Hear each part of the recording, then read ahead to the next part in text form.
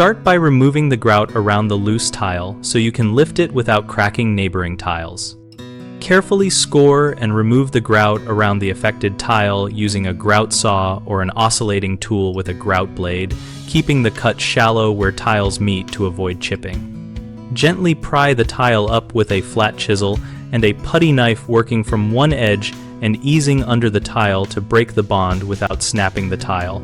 Support the tile as you lift so you can reuse it if intact. Scrape away old thinset or mortar from the subfloor and from the back of the tile using a stiff scraper until you reach a solid, clean surface, and check the subfloor for soft spots or movement by pressing and listening for hollow sounds. If the subfloor is compromised, remove the damaged section and install a cement backer board or an appropriate patch to create a rigid, stable base. For wood subfloors, use a plywood patch secured with screws and construction adhesive, and for concrete fill cracks with a polymer-modified patch. Mix a fresh mortar of the appropriate type for the tile and substrate using the manufacturer instructions and a margin trowel. Use a notched trowel to butter the subfloor and key mortar onto the tile back to ensure full bedding and avoid voids that trap moisture.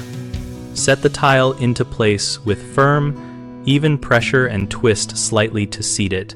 Check that it is flush with surrounding tiles using a straight edge or by sight.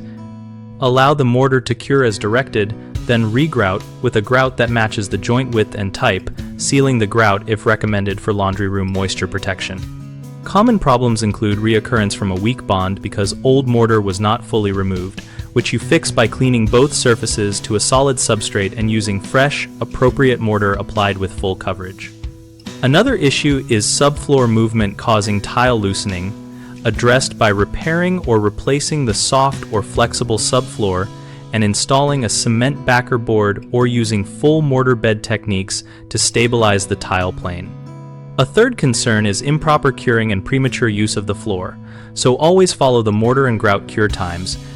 Keep traffic and appliances off the area for the recommended period, and use spacers and consistent joint depth during installation to prevent uneven loading. BigHomeProjects.com helps homeowners find local contractors and compare work and reviews related to tile repairs and floor installations.